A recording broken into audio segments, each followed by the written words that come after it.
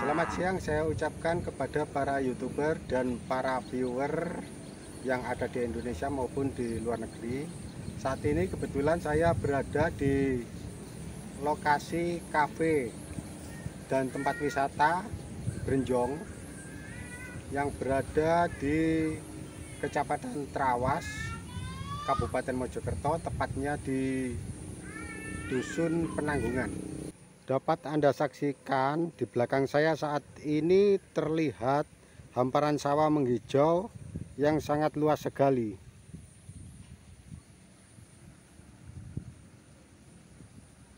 Inilah pemandangan suasana pedesaan yang ada di Desa Penanggungan, Dusun Penanggungan, Kecamatan Trawas, Kabupaten Mojokerto.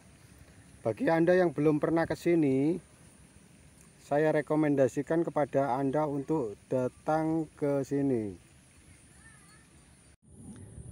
Selain hamparan menghijau, di sini juga diwarnai dengan indahnya bunga-bunga. Kebetulan di sini didomisili oleh bunga-bunga berwarna kuning.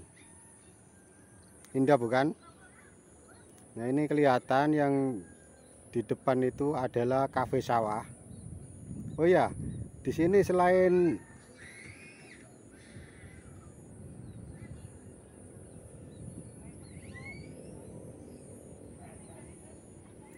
Anda menikmati keindahan alam ini, Anda juga bisa menikmati kopi ataupun menikmati makanan-makanan khas dari Trawas.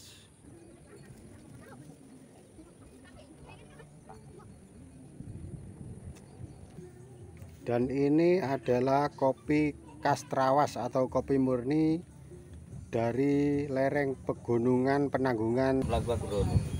Jika Anda tidak percaya bahwa kopi Trawas ini sangat nikmat sekali rasanya, saya akan buktikan.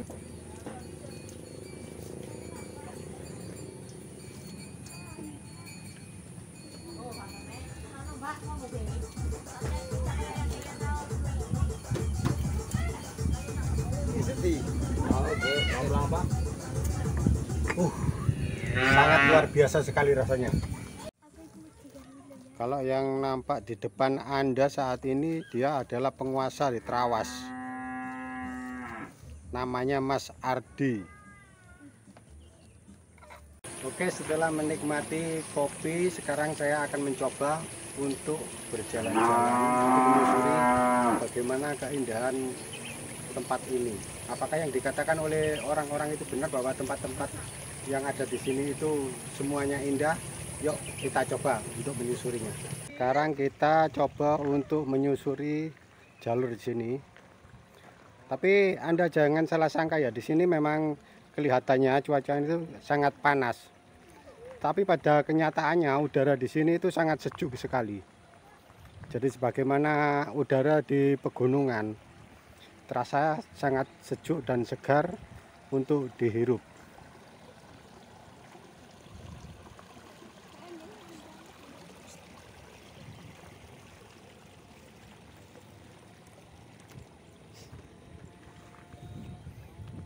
Nah, ini adalah penampakan dari bunga-bunga. Ternyata di sini bunganya masih didomisili dengan bunga-bunga, kalau orang Jawa itu mengatakan bunga kenikir.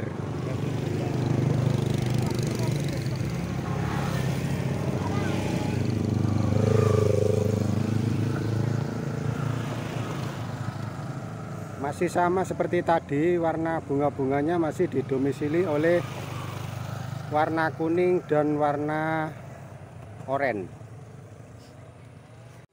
Ya, selain bunga-bunga, di sini kita juga bisa menikmati indahnya persawahan yang sangat luas sekali.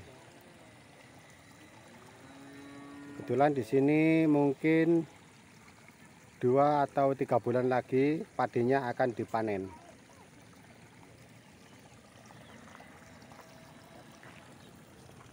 Yuk kita jalan lagi.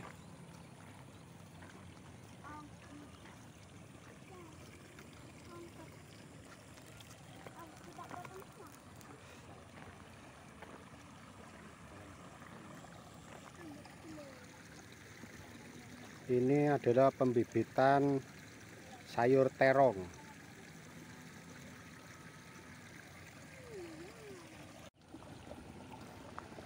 Dan ini adalah bunga matahari, tapi di sini masih banyak yang belum merekah bunganya.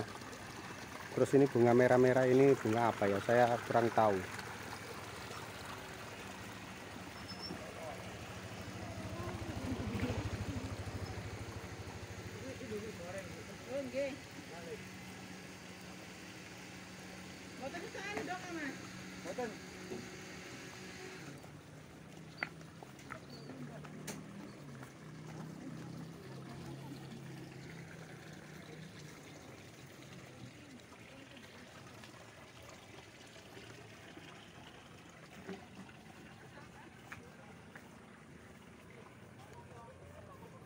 Isi Mas. Oh, di sini ternyata ada tempat spot selfie juga.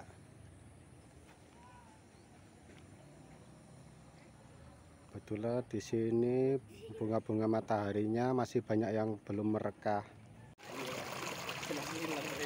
Ini ada pohon labu, terus ini ada bunga-bunga menghampar juga, bunga warna merah. Wow, sangat mengagumkan sekali. Oke, sekarang kita lanjutkan perjalanan lagi.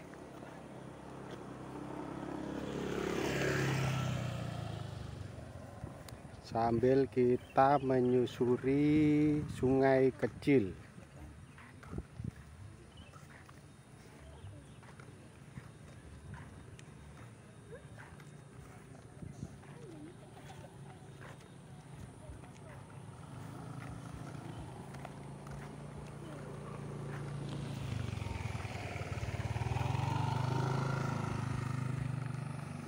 Di samping bunga-bunga yang menghiasi tempat ini, di sini juga dihiasi oleh bidadari-bidadari cantik.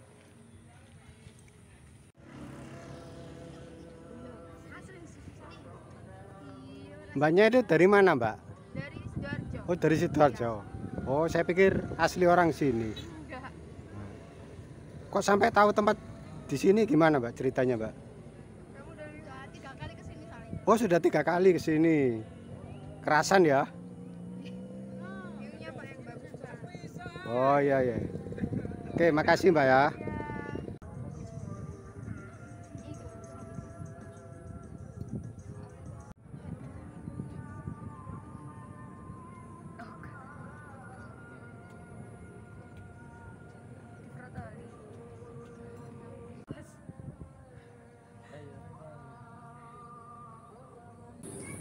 Setelah berkeliling mengitari taman bunga, kini tibalah saatnya kita untuk makan. Ini adalah makanan khas dari Trawas yang kebetulan berada di Brenjong.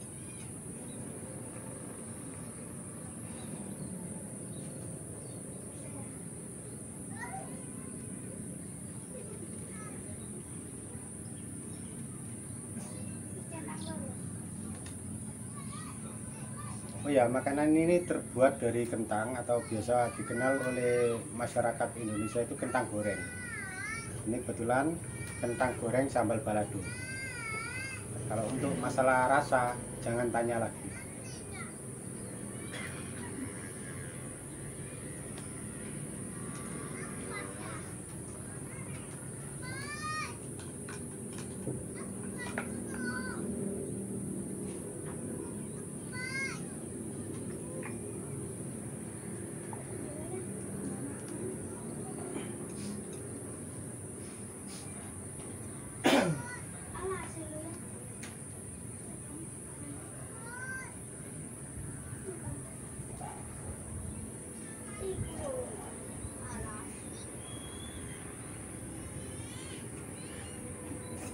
Oh ya, hampir lupa. Untuk tempat ini sebetulnya sangat luas sekali. Menurut informasi dari teman saya tadi, tempat ini sekitar hampir 30 hektar. Ya, 30 hektar. Gitu enggak? Lokasinya, luasnya. Ya, luas lokasi. Sawahnya 146 hektar. Sawahnya 146 hektar. Iya, yang terasering seperti ubur. Oh. Tapi yang untuk organiknya 10 hektar. Oh, untuk organiknya luasnya sekitar 10 hektar. Dan untuk sawahnya sekitar 100. Jadi yang perlu dipromosikan Hektar. itu di sini menunya berasnya itu beras organik. Iya. Sayurnya sayur organik, tapi harga umum. Maksudnya menu lokal tapi organik gitu ya. Organik itu yang bebas racun. Iya. Tapi harganya harga rakyat. Harganya merakyat katanya Bapak pengelola di Berinjong sini. Jadi saya rekomendasikan kepada Anda semua, bagi Anda yang belum pernah ke Berinjong, silakan Anda mengunjungi tempat ini. Tepatnya di Desa Tanpa tiket Penanggungan. masuk. Tanpa tiket masuk. Ya, katanya Bapak pengelola di sini tidak dikenakan tiket masuk. Monggo bagi Anda para YouTuber maupun viewer yang masih penasaran dengan tempat ini, maka saya rekomendasikan untuk Anda datang ke sini.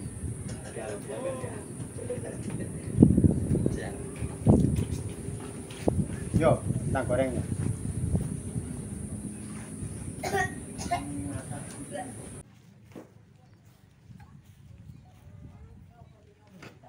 Saat ini saya berada di Berinjong tadi, ini bersama Bapak pendiri Berinjong.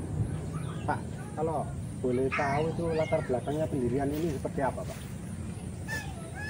Jadi Berinjong adalah satu komunitas organik yang ada di Desa Penanggungan, yang anggotanya semua petani kecil. Jadi latar belakangnya adalah keadaan ekonomi masyarakat yang tidak kunjung naik atau stagnan, bahkan turun.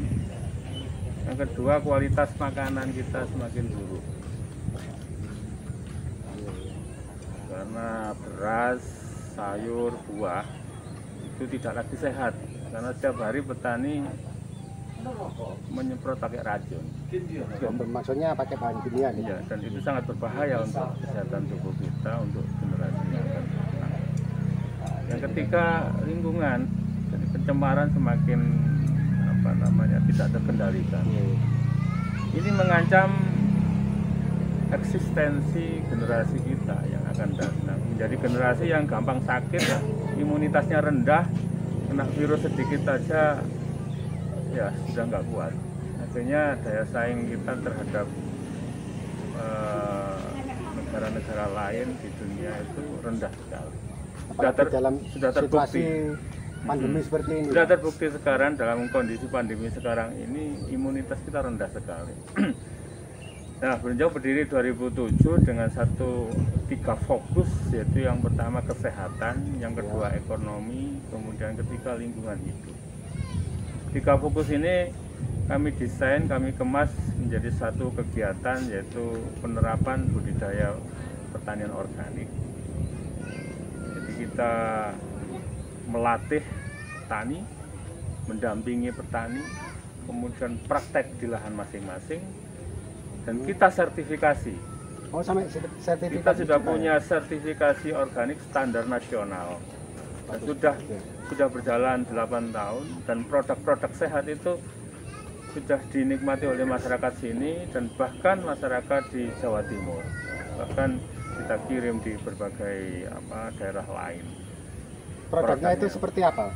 Produknya beras organik, buah organik, dan sayur-sayuran, dan semua produk hasil bumi di sini.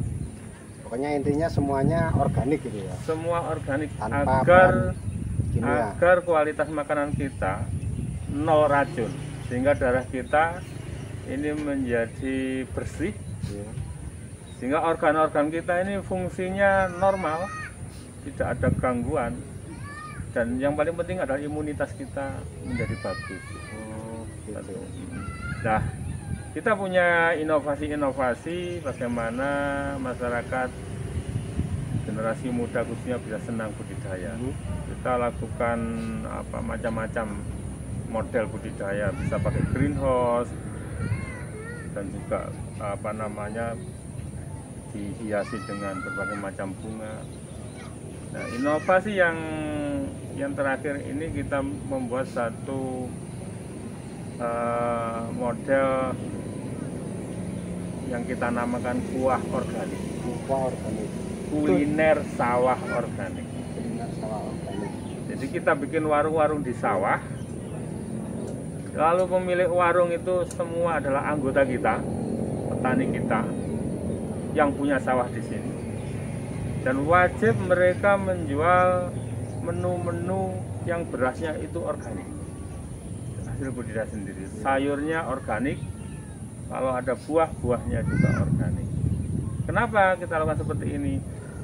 Agar masyarakat yang datang ke sini bisa menikmati makan-makanan yang sehat, menu-menu yang sehat, menu-menu yang aman. Satu.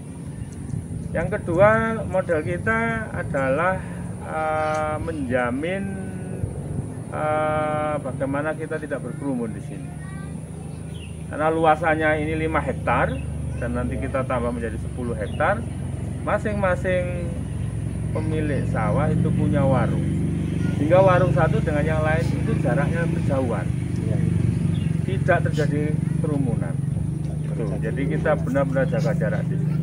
Lalu warung satu dengan yang lain kita jalan kaki karena ada sinar matahari sehingga virus dengan cepat akan ternetralisir oleh sinar matahari.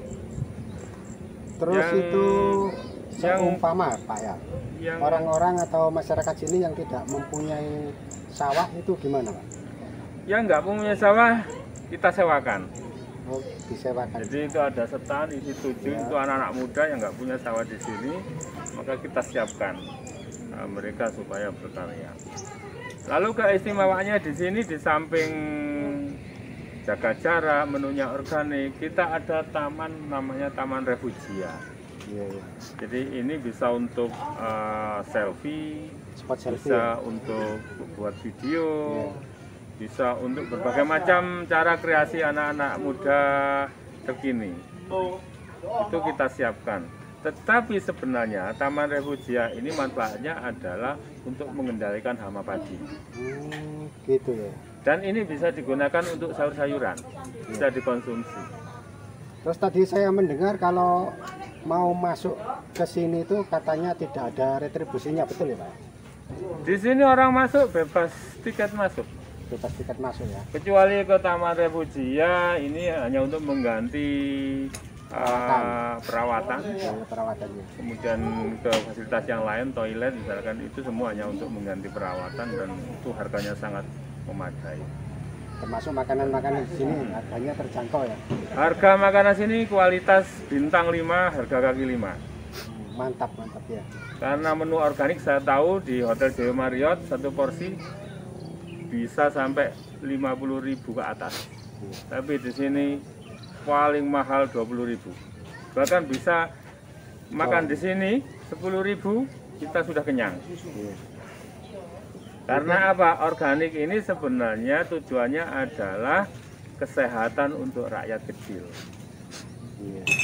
Ini ilmu bagi kita semua ya, terutama para generasi muda ya, untuk mengembangkan seperti tanaman-tanaman seperti ini, terus menu-menu yang betul-betul organik ya.